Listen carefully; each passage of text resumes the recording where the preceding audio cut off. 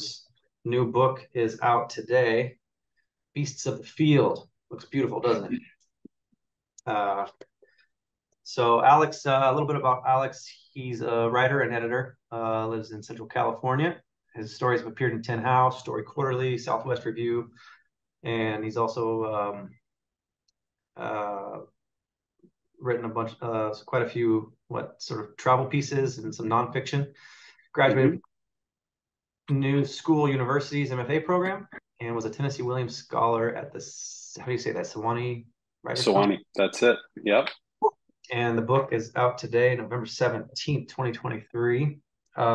So yeah, happy to have you here. And let's learn a little bit more about this project and about your process. And why don't we start with what got you into writing? Like, what was like? Did you know? Like, when did you know you wanted to write? Yeah, good question. Thanks for having me, by the way, and thanks for publishing the book. I really appreciate it. Um, yeah, I mean, I think writing for me started with reading, like I think for a lot of people. I was kind of the kid that like over summer vacation would bug my mom to take me to the library like 4 times a week. And I was really into like sort of like boys' adventure stories, like Huckleberry Finn, like the series of books by Alfred Hitchcock, The Three Investigators, I was really into, and like um, Jack London, that sort of thing. And it just kind of grew from there. And I always like wanted to tell my own stories, and I started pretty early, like just writing little short stories that I made up. But for me, writing when I was young was really hard. Um, and I was sort of one of those kids that assumed if something was hard, you shouldn't keep doing it. Um, like you weren't naturally gifted. Sure. So I sort of got off writing for a long time. I just didn't think I had like the gene in me. And I didn't really have any like writer role models in my life as a kid either. So like it was just something I kind of abandoned as a possibility. But in the back of my head, I was still always like collecting stories. And my family had sort of like a natural storytelling aspect to it. Like my grandfather was a really um, sort of natural storyteller, like spoken word, like raconteur kind of thing. And so, yeah, I was just collecting stories. And then at one point in my 20s, I started writing again. I had an opportunity to start writing for Surfer Magazine, working for some like on some nonfiction stuff.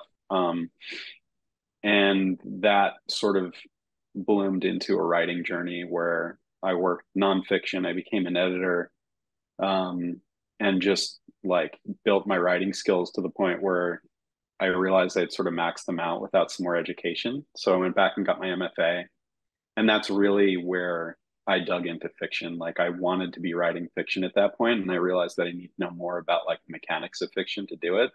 So I went and got my MFA, and that was kind of like the real jumping off point for me.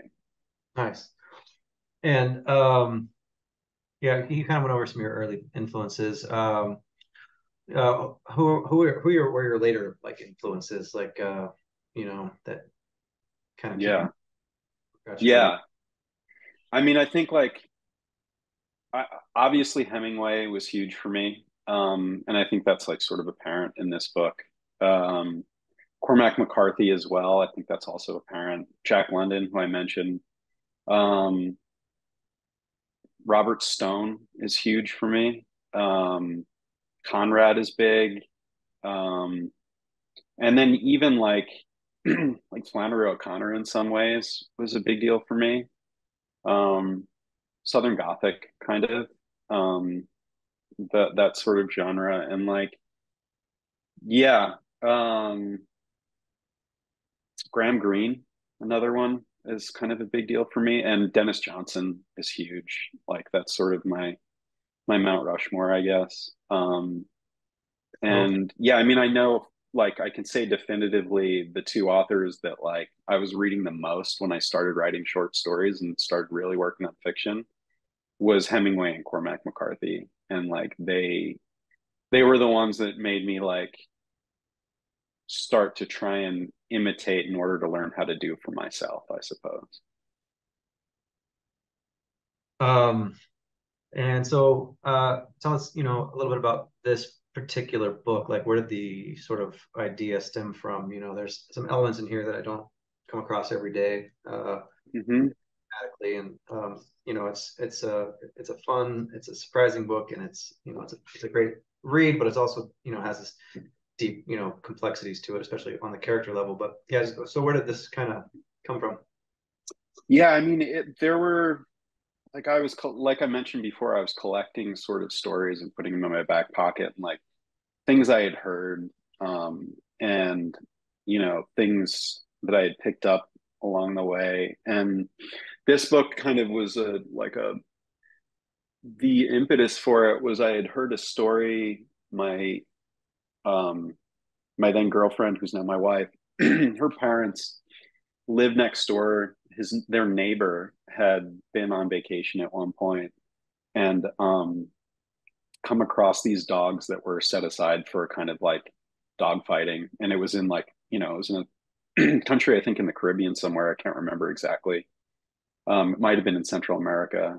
Um, and they rescued one of them and brought him back to the US. And that for me, like having read some Jack London, obviously, and some Cormac McCarthy, like The Crossing and Jack London, like Call of the Wild and White Fang, like it just sort of resonated with me, and I like put it in my pocket. And I was like, I'd like to maybe write a story that is centered around that at some point. So that was like the first little piece of the puzzle. And then traveling, I surf, and I was spent a lot of my 20s like traveling through Mexico and Central America and that sort of thing. And it just I sort of started picking up on some of the history and culture down there. And I spent a little bit of time in El Salvador, and like there were a lot of stories floating around at that point. Like the Civil War wasn't that recently in the past. So there were some stories floating around down there about the Civil War in El Salvador that I picked up and put in my pocket. And again, I just sort of like started collecting, and I eventually sort of found a vehicle that I felt like bridged all of them into one thing. And I started writing. I meant to write a novella, like something really kind of like tight and lean, and it just sort of kept expanding, I suppose. And that's where this one came from. Um, and can you tell? Well, I mean, you've kind of been touching on it, but tell me about your creative process. Like, what does a writing day look like to you, and like when you're drafting, do you write every day, or do you like work on a project and take a break, or you have like a word count? I don't know how it's. Yeah. Yeah. I mean, gosh, I've been like through so many. When Or I is, was working on, yeah, what's that? or is it evolving, right? Like It with is, it's always evolving. Like, I feel like, yeah, I feel like it's like constantly adapting it around the necessities of life, right? Like work and family and that sort of thing. But when I was working on this project, I was in grad school when I started it, and my goal was to get a full draft out by the time I was done with grad school. And so I was pretty on like just on the program constantly with this one, where I sat down and I would draft to like it was like a word count that I was trying to hit every day. It was something like 500 words or 300 words. I can't remember. Um, and I did end up getting it finished by the time I was out of grad school, at least like draft one, but it was rough. And then I had to go back and rework it. And I reworked it over the course of years with input from peers from grad school and going to writing workshops and like after grad school and that sort of thing. And that revision process was like, I think you mentioned, some of the depth of the characters and that sort of thing. And I think that that's where I started folding in some of like maybe like the political elements and the characterization elements, like the aspects of more like literary fiction, because I had read, obviously, by that point, a lot more literary fiction than I had when I had sat down to begin writing it. And that's where a lot of that stuff started getting worked into the thing. But it was a long revision process over like did you years find where I, Did Oh, you go find ahead. new school to be supportive of like more of like, I don't know, a crime adjacent type of a novel, or were they kind of like literary only? I mean, I would say that they were supportive of everything that people brought to the table. Like they were, it was an amazing experience for me, and my instructors were incredible. And for me, it was like really a formative, foundational part of my life. Um, I always look back on it and like I'm so grateful for it. But I think like in any MFA program, you're gonna find veins of people who are like put off by genre, and are like hardcore literary sort of fans or aspiring writers.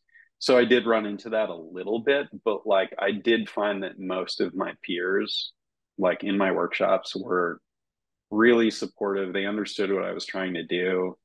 They helped me get there, and my instructors were the same way. They understood what I was trying to do, and they really engaged with me in helping to give me the skills that I needed and push books in front of me that I needed to read Yeah. that Yeah. would make me the writer that I was trying to become, I suppose. Right. Yeah. Yeah. That's awesome to hear. You hear horror stories about some programs that are just like, won't let you work on Yeah. anything about, family drama or something. Yeah, no, it was not that. They were like really open-minded, really supportive. I couldn't have asked for a better experience. Cool. Couple more questions. Do you have any tips for people that, maybe were in your position where, maybe they feel like it's a hard process and they're not, but they love doing it. They love fiction. They want to take a shot at it, but they don't feel like they're naturally the most gifted person in the world. What would you say to someone? Yeah. Yeah, I mean, I think that really describes how I felt about my own writing. Um, I think I think the only way to get good at something is by doing it, and by studying it in a lot of ways. And I think that's the path that I took. As I found writers that I admired. I read them as a active exercise, and like sitting there like I was trying to take apart a machine that I wanted to understand why it worked the way it did. Yeah. And that's what I did with my writing or reading. And then I would try and apply that to my writing. Um, but it requires like time and patience and dedication, I suppose, and like sitting down and making sure that you are writing actively. And that, at least for me, that's what it was. It was like you're not going to get any writing done unless you make a point of sitting and sort of having a practice and making sure it works for you, whatever that practice is, and then reading what you admire, I suppose. That's most of my advice. I think everyone's process is different though, and everyone's journey toward it is totally different. Yeah. I saw Tom Brady speak earlier this year, and the thing that really resonated with me the most about his story is that he wasn't very good. Like Mm-hmm. the best, he was a better baseball player, but as a quarterback, he was very mediocre. He always got sort of sidelined, from a young age, and he was always this backup to a backup to a backup, But his Mm-hmm. whole he's like, if I had a superpower, if there was something about me that was prodigy level, because I think a lot of people, when they think about creative writing, especially, they're like, well, if I'm not a prodigy, if I'm not a genius, then maybe I shouldn't do it. But I mean, I would say if you love it, you should do it, right? Like, Yes, agree. and this is it though. You got to be willing to put in the work, right? So that's what he did. He's like, my prodigy level skill was that I have a work ethic like nobody else. I was the only guy that consistently showed up at, you know, 5:36 a.m. and starting freshman year in high school, right? Like he was, to put in the work. And he's like, every time I would win anything, I would just go back and work even harder. Like he would just to level up. So, that resonated with me too, because um, I think a lot of people get discouraged in the creative writing field too, if things don't happen the way they want them to happen. But truth of the matter is, if you love it, just keep doing it and put in the work. Totally. That I mean, that like really resonates with me too. And things. My journey and my process has been a long, circuitous one as well. and it's not what I imagined when I began, but it's been super rewarding. And the diligence is definitely something that's helped me, whatever steps I've been able to take have been able to do that. And then, like you said, like just loving the process itself and like having like an interest in it and sort of like a compulsion to do it, like that for me, I think you have to have that in some ways. And at a certain point, like you have to be sitting there and writing because you want to, and you want to be doing it for yourself Yeah. more than anything else that might come from like as a byproduct of that creative process. You almost have to do it for something inside you forces you to do it over and over again. Yeah. So just to close up here, thank you for your time. It's an exciting book. It's out today. And do you have what anything that you wanted to talk about, or any other projects you're working on that you're excited about? I mean, I've got other stuff happening. I've always working on some short stories. But I've got like another novel I've been working on for a while, but I've been super busy with my day job and family, so they're languishing at the moment. But hoping to dig into them down the road. But I just want to say I'm like really excited about this novel being out in the world. I really appreciate you and Kelp kind of getting behind it and publishing it and putting it out there and your enthusiasm for it. And yeah, I can't express enough gratitude for all of that. So thank you very much. And we appreciate you allowing us to put this out. It's a great piece, and we're excited about it too. And yeah, thank you for your time. And Cool. Thanks for having me. good one.